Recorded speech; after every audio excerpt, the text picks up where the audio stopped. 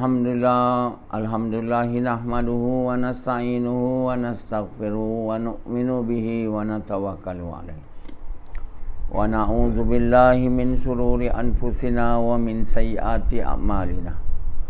May yahdihillahu fala mudilla lahu wa may yudlilhu fala hadiyalah. Asyhadu an la ilaha illallah wa asyhadu anna Muhammadan abduhu wa rasuluh. Sallallahu alaihi wasallam tabaraka wa sallama tasliman kasiran kasira amma ba'd. Bismillahirrahmanirrahim. Wa man ahsanu qawlan mimman da'a ila Allah wa amila salihah wa qala innani minal muslimin.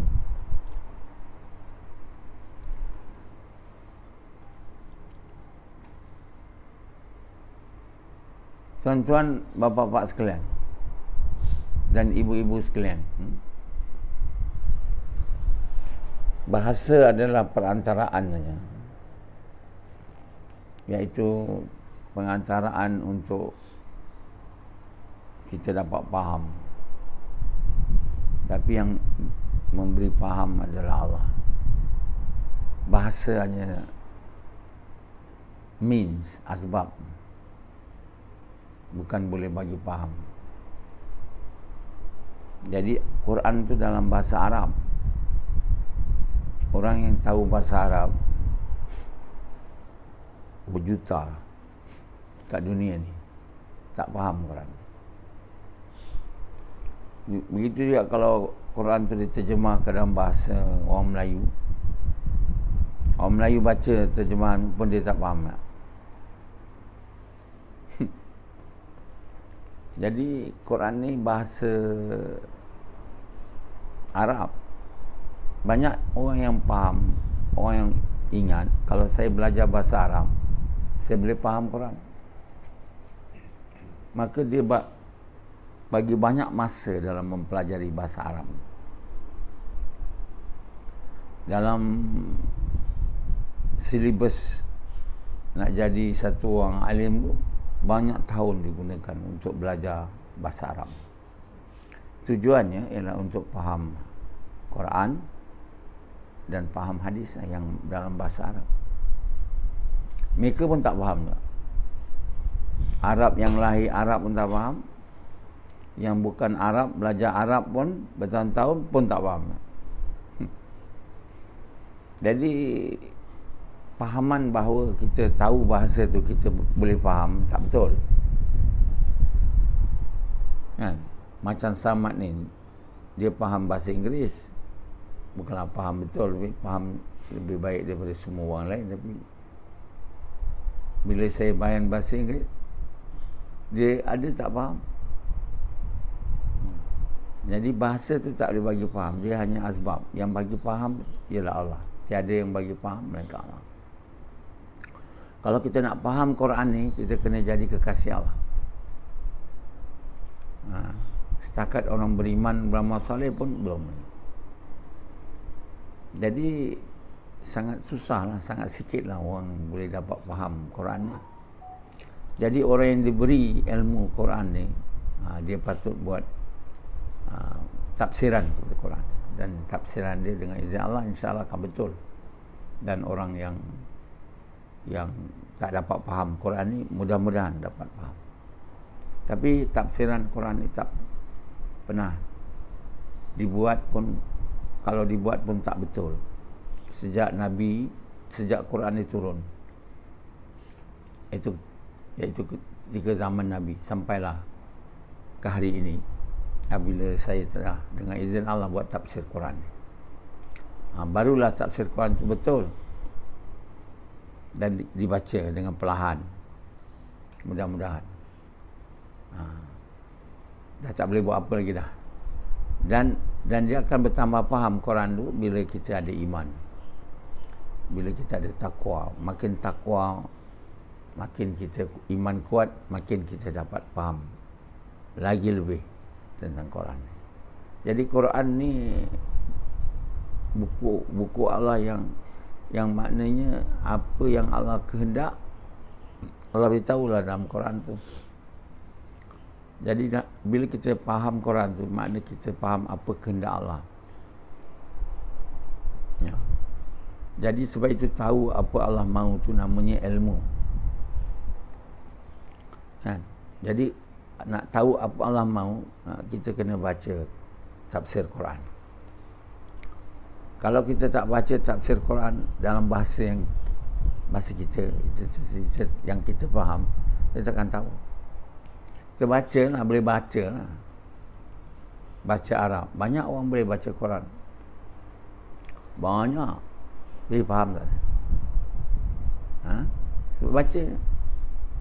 Jadi bila kita tak faham baca je, dia jadi buku macam buku nyanyian lah. Atau buku cerita.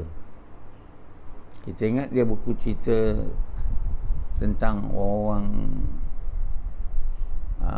lama-lama dulu. Dia bukan buku cerita, dia bukan buku nyanyian. Dia adalah buku petunjuk dari Allah Subhanahu Wa Taala. Jadi manusia tu kena tahu, kena faham daripada baca Quran tu apa yang Allah mahu. Dan tafsiran kepada Quran tu menjurus kepada beritahu manusia apa yang Allah mahu. Jadi apa yang Allah mahu tu kita buat. Yang Allah tak mahu tu kita tinggal. Barulah kita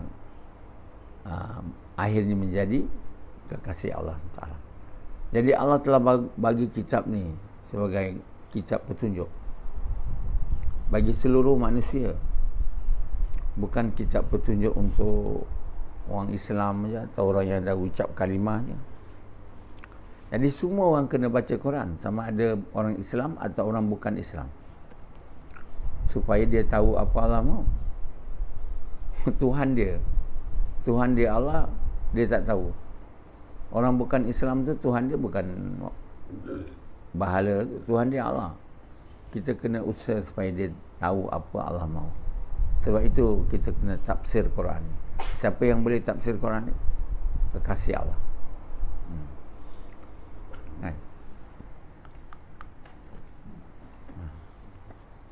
Jadi kekasih Allah selama ni tak ada, tak timbul. Sejak Nabi meninggal dunia, kasih Allah tak ada. Ibn Katsir tu cubalah, dia beriman beramal saleh je, tapi rendah tahap dia. Jadi dia tak boleh buat tafsir. Dia cuba tapi tak boleh. Jadi so far tak ada. Sampailah tafsir yang saya buat ini dengan izin Allah dapat diterbitkan. Jadi dia belum lagi dibuat terkenal seluruh dunia lagi. Tapi Allah akan buat. Bila dia betul, Allah suka, maka Allah akan buat orang semua baca. Yang buat orang semua baca pun Allah, yang buat faham pun Allah, yang buat manusia dapat amal pun Allah. Jadi dengan Quran ni, dan kita buat usaha Nabi, usaha mengajak manusia kepada Allah, iman kita akan kuat. Berterusan tiap-tiap hari kita baca Quran, dan tiap-tiap hari kita buat kerja dakwah dengan betul, dengan cara Nabi SAW, dengan korban hari, maka pahaman kita tentang Quran ni terus bertambah dan meningkat. Dan pengamalan kita terus bertambah dan meningkat. Jadi Quran ni tak boleh berhenti dari baca, dan usaha gas dakwah ni pun tak boleh berhenti. Dua ni berterusan. Kalau tak, kalau buat dakwah je, Quran tak baca tak boleh, Quran baca, usaha dakwah tak dibuat pun tak boleh. Seluruh Quran tu adalah tafsiran pada kalimah tu. Kalimah yang mulia, iaitu kalimah la ilaha illallah Muhammad Rasulullah. Dan untuk kalimah tu masuk dalam hati kita ke tahap yang tinggi, maka kita kena buat kerja menunaikan hak mengucapkan kalimah, iaitu kerja mengajak manusia kepada kebaikan, mencegah kemungkaran. Ini baru jadi faham. Sampai saya baru manusia seluruh dunia ni dapat tahu bahawa ucapan kalimah ni ada tanggungjawab, ada kerja nak dibuat, bukan mengucap aja. Selama ni, sebelum ni kita anggap Islam tu mengucap je. Bila dah mengucap, ada beriman. Itu yang faham oleh semua. Bukan orang biasa je. Orang yang dikatakan ulama, dia bagi tahu. Yang pertama dia mengucap je. Bila dah mengucap, kamu dah beriman. Itu menyalahi apa yang Allah mahu. Bila orang Arab Badui dia mengucap dan dia kata dia beriman, Allah bagi tahu pada Nabi, so bagi tahu dia bahawa kamu belum beriman, kamu baru masuk Islam. Jadi orang yang dikatakan ulama mengatakan bahawa mengucap aja dah beriman, itu salah, bertentangan dengan apa Allah mahu. Perkara ni tak pernah dihuraikan, orang biasa pun tak faham. Bila mereka cakap kamu mengucap dah beriman lah, dia pun gembira kan. Untuk beriman ni, kalimah ni kena masuk dalam kepercayaan kita, atau dipanggil dalam hati kita. Hati tu kepercayaan kita dan fikiran kita. Untuk kita beriman, dia kena masuk dalam kepercayaan kita, dalam pemikiran kita. Untuk dia dimasukkan oleh Allah kepada kepercayaan dan kefahaman kita, kita kena buat kerja, menunaikan hak pada mengucapkan. Kerja dia apa? Kerja Nabi lah. Ringkasnya kerja Nabi. Kerja semua Nabi-Nabi. Mengajak manusia kepada Allah, atau mengajak manusia kepada kebaikan, mencegah kemungkaran. Ini kita tidak buat, kita tidak menunaikan hak atau tanggungjawab yang berkait dengan mengucap kalimah ni. Dan apabila kita tak buat ni, maka kalimah ni Allah takkan masuk dalam hati kita atau dalam kepercayaan kita. Dan apabila dia tidak ada dalam kepercayaan kita, maka kita, umpama orang mengucap kalimah, percaya pada Allah tak ada. Percaya Allah ada pun tak ada. Percaya kena taat perintah Allah pun tak ada. Jadilah kita macam sekarang, ramai orang Islam sedunia, semua orang Islam yang mengucap je. Itu je lah. Amal langsung sama macam orang bukan Islam. Apa orang bukan Islam suka, dia tu suka juga kan? Dia tak ada beza. Bezanya mengucap je. Dan dia dah mengucap tu, dia tahu orang Islam, dia tak adalah sembah berhala. Lain daripada tu tak ada. Makan, minum, semua bukan cara Rasul Nabi. Semayang pun tak ada. Dakwah tu memang tak ada lah. Puasa, bulan puasa, ujung puasa, akhir puasa, atau tak puasa, raya saja. Haji last lah, nanti dah tua kan, pergi haji, lepas tu mati. Itu je lah. Jadi Islam yang diamalkan tu, tak ada Islam tu sebenarnya. Mengucap, semayang tak ada, puasa ujung pangkal sikit-sikit atau puasa ada, sedekah tak ada, haji ada. Itu je lah.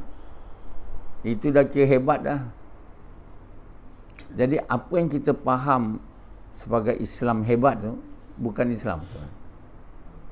Sebab itu kita tidak dapat meyakinkan orang-orang bukan Islam ni bahawa Islam tu yang benar, yang cantik. Kita cakap Islam agama yang baik, agama yang bagus, agama keamanan. Dia tak boleh percaya. Sebab apa? Cakap aja kita. Macam agama Islam ni keadilan. Tapi dia orang kata kat Saudi pun, tempat lahir Islam pun tak ada adil. Jadi tak nampak. Kat Mekah pun tak ada adil, kat Madinah pun tak ada, seluruh Arab tu pun tak ada, dekat Malaysia pun tak ada, kat Indonesia pun tak ada, dekat Afrika negara Islam pun tak ada. Jadi Quran tu, agama Islam tu dalam tulisan ni. Dalam Quran tu ditinggal macam tulisan lah. Jadi Quran tu dah tak diamalkan, dia tinggal tulisan. Lama-lama Allah hilangkan Quran tu. Padam. Ada satu hari heboh, Quran hilang. Dah Quran tinggal tulisan saja. Nak buat apa dia ada kat situ? Allah boleh hilangkan Quran tu tau. Kata Allah kepada Nabi, aku boleh angkat Quran. Apabila Allah marah pada Nabi, kan, cuba nak ikut orang bukan Islam, so tukar ayat Allah tu. Kata Allah, kamu ada keinginan tu, kalau kami tak kuatkan kamu, pasti kamu akan ikut. Allah kata, aku boleh padam Quran, tak bagi Quran, angkat. Jadi apa akan jadi bila Quran tak ada? Orang macam Sufyan tak adalah rasa rugi. Sufyan Malik, dia baca Quran pun tak ada, faham apa lagi, baca pun tidak. Nak amal, jauh sekali lah. Orang macam Rasidi ikut tabligh, sebelum tu dia tak baca Quran. Ikut tabligh dia baca Quran, tapi dia tak faham, baca je. Dia ingat itulah amalan Quran ni, baca. Dah lah.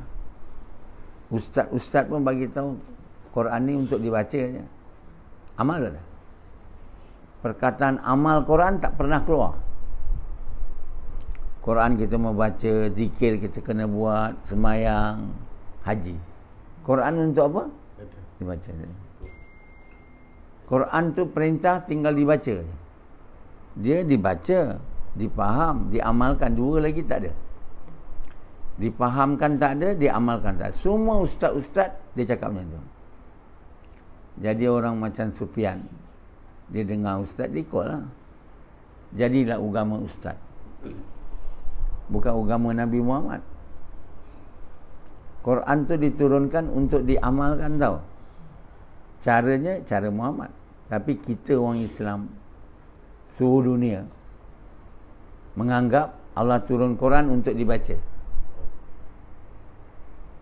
Satu lagi untuk dibaca dengan taranum, dengan lagu. Itu je lah. Kita tak ada berdasarkan hidup kita dengan Quran. Sebab itu kita memerintah negara ni ikut cara orang kafir, cara orang putih, orang kafir. Ada parlimen. Kita kena ada parlimen sebab kita tak ada Quran. Kita sepatutnya ikut Quran. Quran pun kita tak faham, baca je. Jadi kita kena ikut Mak Saleh lah, orang putih yang menjajah kita. Bila ditinggalkan kita, kita pun memerintah negara ni macam mereka. Kita punya undang-undang ni mengikut undang-undang Great Britain tau. Jadi kita kena ada parlimen macam dia orang. Ahli parlimen ni dinamakan, they call it lawmakers. Lawmakers apa? Mereka yang mengeluarkan undang-undang lah. Jadi undang-undang di negara tu dibuat melalui parlimen. Macam Quran tu dia tak diterima sebagai undang-undang. Apa yang ada dalam Quran kena masuk parlimen, diterima baru boleh undang-undang. Itu dia. Kita tak boleh buat undang-undang Islam kat Malaysia ni. Sebab apa? Undang-undang kena digubal, diluluskan oleh lawmakers. Lawmakers tu ada juga orang bukan Islam. Orang Islam ada, orang bukan Islam. Orang Islam pun tak nak Quran, tak lulus lah. Jadi parti PAS kata nak menghidupkan negara Islam, undang-undang Islam, hudud. Bila hudud tu nak dilaksana, selagi dia tak lulus dekat parlimen tu, dia tak boleh dilaksanakan. Walaupun orang tu nak. Orang tu nak, saya nak di Rotan satu sebat ikut Islam, anak dara atau bujang yang nak lah, yang iman kuat, tak boleh dilaksanakan sebab tak diluluskan oleh pengeluar undang-undang kita, itu parlimen. Jadi kita punya undang-undang bukan dari Quran, undang-undang kita dari parlimen. Sebab itu orang lawmakers, ahli parlimen, they call MP, members of parliament. Gaji mahal. Pengubal undang-undang. Jangan duduk bertekak, bersuruh pam, untuk meluluskan undang-undang. Kita tak boleh amalkan apa-apa, melainkan digubal oleh parlimen. Itu namanya kita demokrasi berparlimen.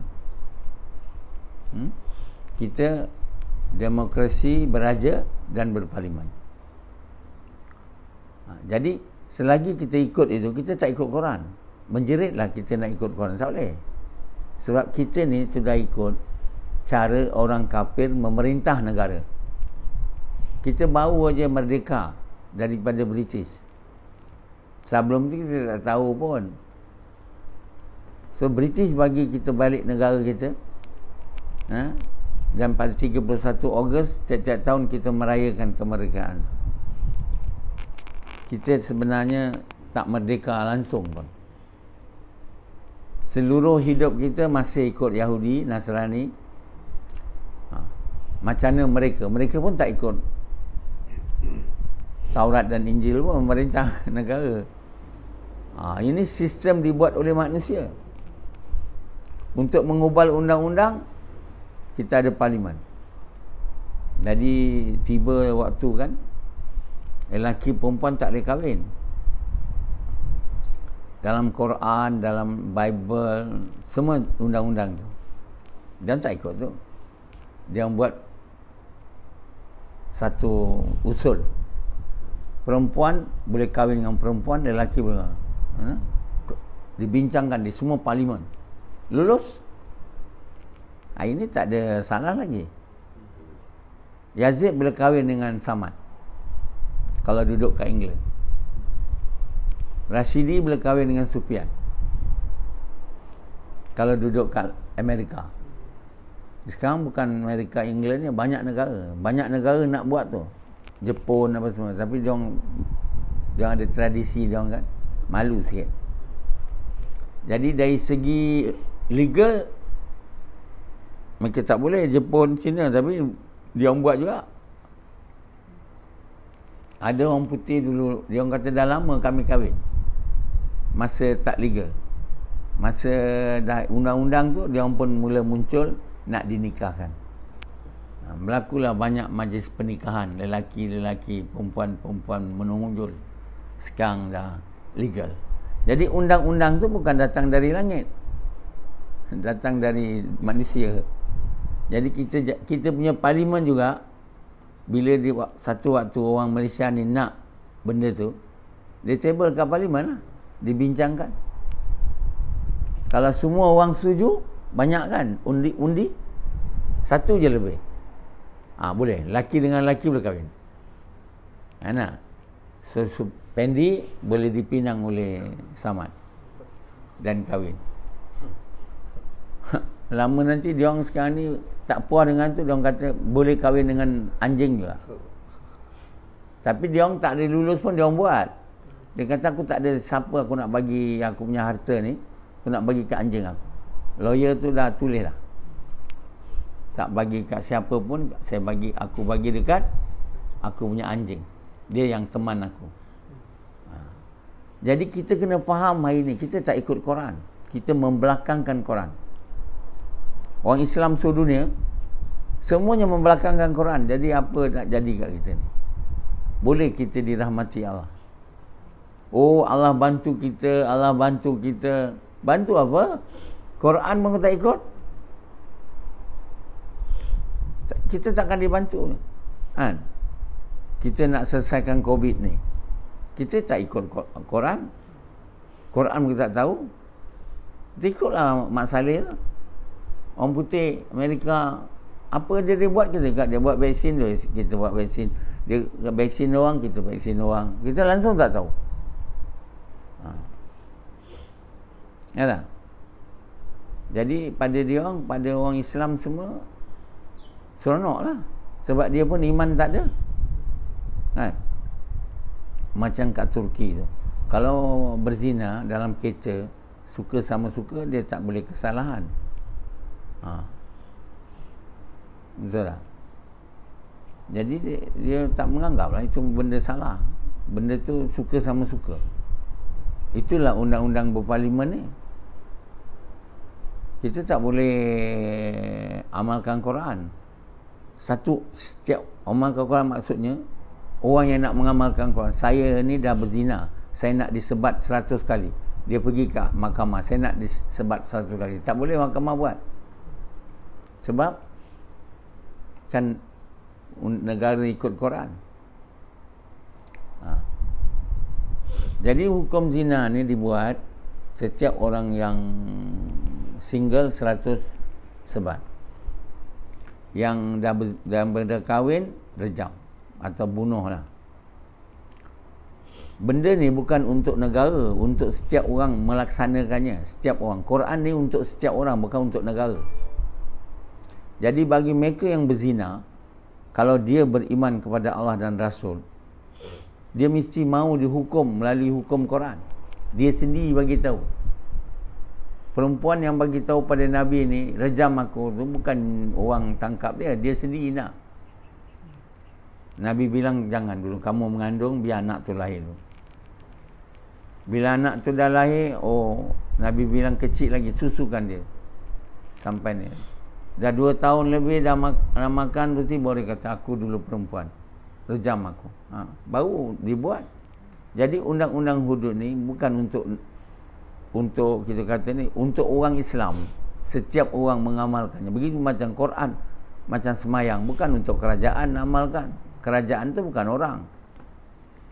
Orang Islam tu kena mengamalkan. Dia kena semayang, dia kena buat kerja dakwah. Kalau dia berzina, dia kena rejam. Dia sendiri. Kalau dia tak nak, tak adalah. Macam dia tak nak semayang, tak adalah. Dia tak nak kena rejam. Macam kamu ada berzina, kan? Berzina lah kamu, tapi tak nak pergi cakap saya nak 100 sebat. Ada? Semua tak nak. Orang Islam hari ni, dia berzina, dia tak nak bagi jumpa hakim manakah, saya nak 100 sebat. Ada? Jadi orang Islam sini tak nak mengamalkan Quran. Quran ni bukan kita nak suruh orang amal, kita mau amal. Orang PAS dia sibuk suruh orang amal. Tak payah. Kita tak payah masuk parlimen. Quran tu ada. Kalau kamu dah berzina, kata Allah, kamu kena kahwin dengan orang yang kamu zina. Yang kedua, kamu kena kahwin dengan penyembah berhala. 2 je. Jadi orang yang dah berzina ni kena tahulah, sebab dia tak faham Quran, dia tak nak mengamal Quran. Kalau dia dah kahwin, dia berzina, maka dia kata bunuhlah saya, rejam saya. Tak ada. Kalau tak ada, tak adalah. Tak ada siapalah nak mengamalkan Islam. Kita jangan susah kenapa hukum hudud kerajaan tak mau. Bukan kerajaan. Awak mahu tak? Quran tu untuk awak, bukan untuk kerajaan. Kalau awak jadi Perdana Menteri, kemudian perintah atas awak untuk menyediakan mahkamah yang mana untuk orang yang nak hukum Islam. Yang tak nak, tak payahlah. Ikutlah hukum parlimen tu. Hukumlah hukum yang yang orang buat semualah. Denda RM200, denda penjara. Jadi orang Islam kena tahu Quran dan dia kena amalkan Quran, setiap orang. Macam Yazid berzina, takkan aku kata engkau pergi, kau kena 100 sebat. Yazid kata saya tak nak. Apa pula kita nak paksa dia pula? Dia yang tak nak. Apa jadi orang berzina ni? Dia dapatlah neraka nanti kan. Tapi kalau dia di dunia dia nak ikut hukum Islam, dengan 100 sebat tu dia bertaubat ke tak? Takkan tak bertaubat lagi. Dia bertaubat, mengalir air mata, dosa dia semua hilang, iman dia datang balik. Itu tujuannya. Tujuan 100 sebat tu untuk membuat dia bertaubat. Bila bertaubat betul-betul, Allah ampunlah dosa. Kalau tak kena 100 sebat, tak adalah bertaubat.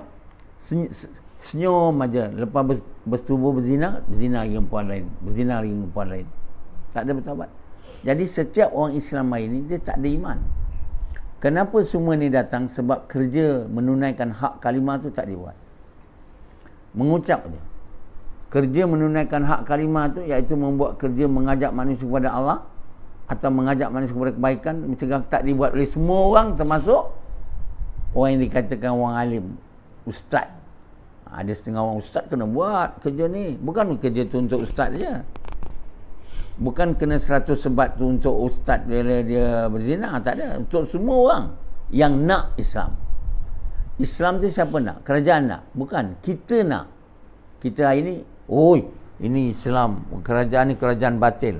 Tak ada kerajaan. Jadi, kamu Islam ni, kamu tu tak? Kamu tak nak semayang, boleh kerajaan pukul kau. Tak boleh. Kau sendirilah. Tahulah dosa dia. Jadi Islam ni untuk kita. Tapi kita semua iman lemah, kita tak nak Islam. Kan? Kita tak nak. Jadi tak adalah amal Quran. Jadi ada satu orang dia baik tu, lepas tu dah berzina, main pelacur. Saya cakap kat dia, kamu dah tak boleh kahwin dengan orang yang suci.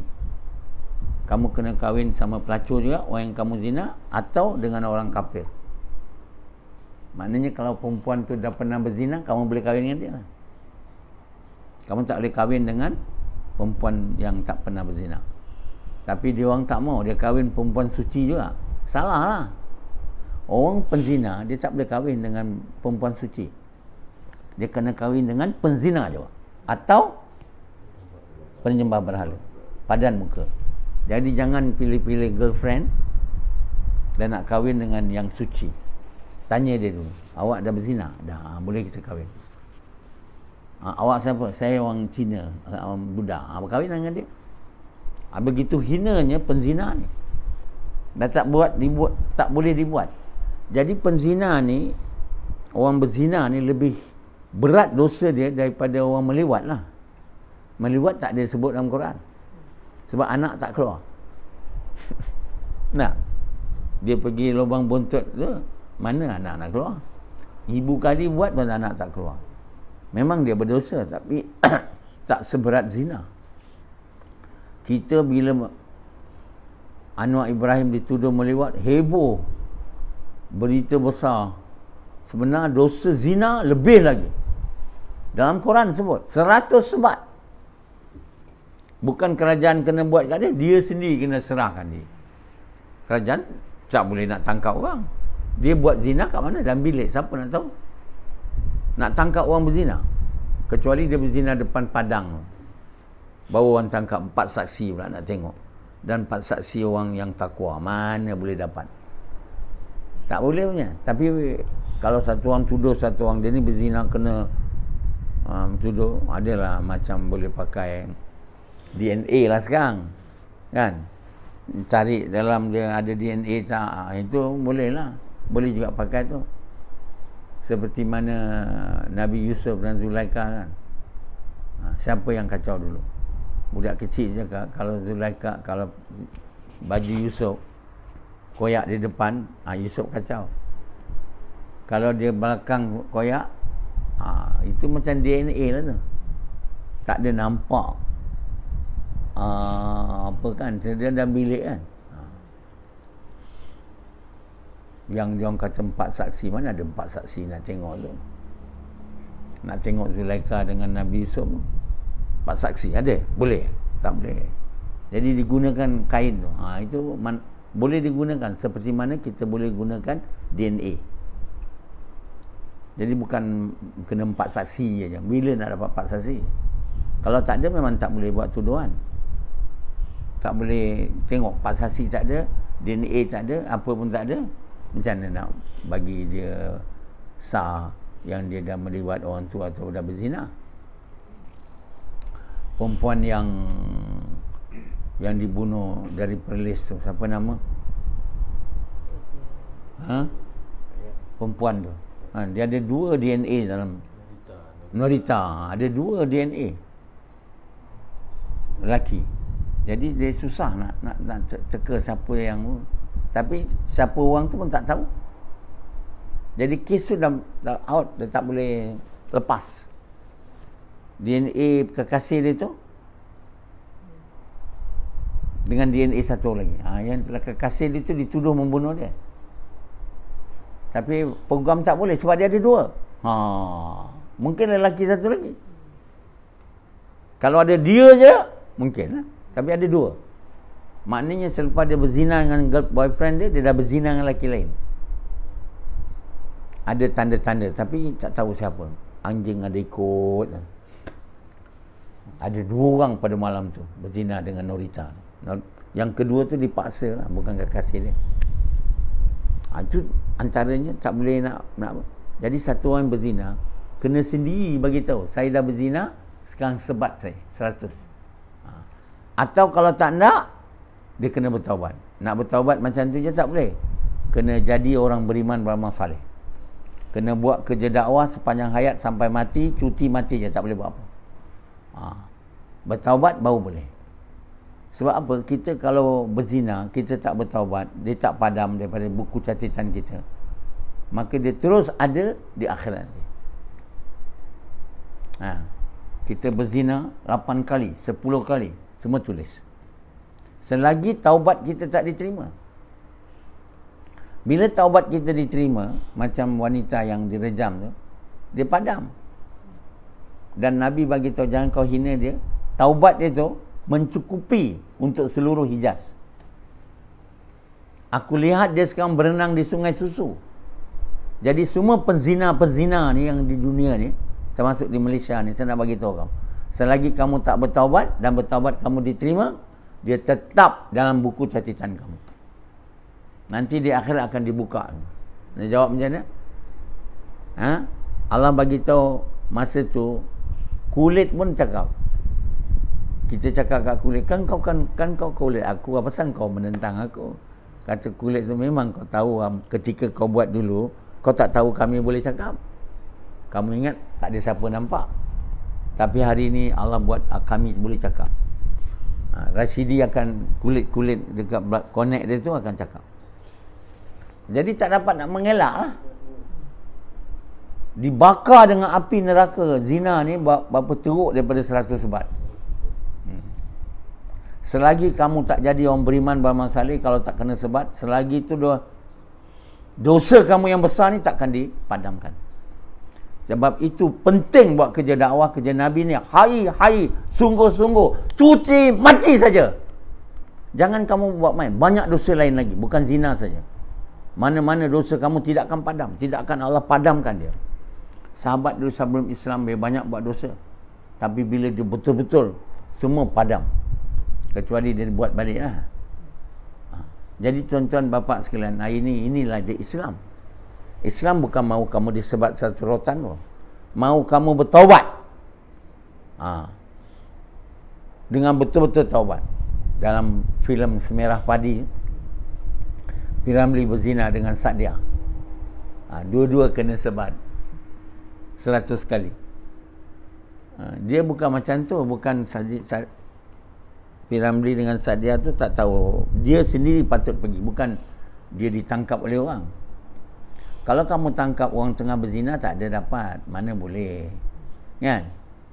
Saya pun tak tahu macam mana dia boleh tangkap Piramli dengan Sadia tu. Dia berzina, mana ada orang nampak. Kecuali Piramli cakap, Sadia cakap. Kalau Piramli je cakap, Sadia tak cakap, Sadia tak kena. Siapa nak disebat 100 kali? Yazid tak ada dia nak sebat 100 kali ya. Rashidi nak? Tak ada. Setiap orang kena nak. Kalau kamu tak nak, tak apalah. Ambillah undang-undang. Kamu takkan bertaubat. Iman kamu takkan datang. Macam Pendi, dia dah berzina, dia tak nak bertaubat. Tetap ada dalam buku catatan tuan. Tapi Allah bagi tahu dalam Quran, mereka yang bertakwa ni, kami padamkan keburukan dia. So, tukar dia dengan kebaikan. Jadi kita kena jadi kekasih Allah. Allah SWT boleh memadamkannya. Kalau tidak, di padang mahsyar akan dibuka. Semua orang tahu. Kes kita keluar, kes kita tu dibentang di semua orang nampak. Dan Allah bagi tahu siapa yang nak minta persaksian, semua boleh datang ke depan. Apa ni? Saya saksi dia. Tu. Kalau tak cukup itu, kulit cakap. Sebab itu Allah seorang je jas, tak ada banyak jasnya. Semua lepas. Selesai semua, baru kanan, kiri. Yang kiri neraka, yang kanan syurga. Orang yang kekasih Allah, dia lain. Best dia. Mula-mula masuk syurga, kekasih Allah. Lepas tu beriman beramal saleh. Orang kanan, orang kiri, orang kanan. Lepas tu orang kiri masuk neraka. Jadi tuan yang mulia, dunia sementara, sebentar, semua mati. Sebelum kita punya buku catatan dibuka, baiklah kita padam dia. Untuk padam macam mana? Kita tak boleh padam, Allah padamkan. Kita kena jadi orang beriman beramal saleh. Kalau tidak, kita pasti akan diseksa di neraka. Okey.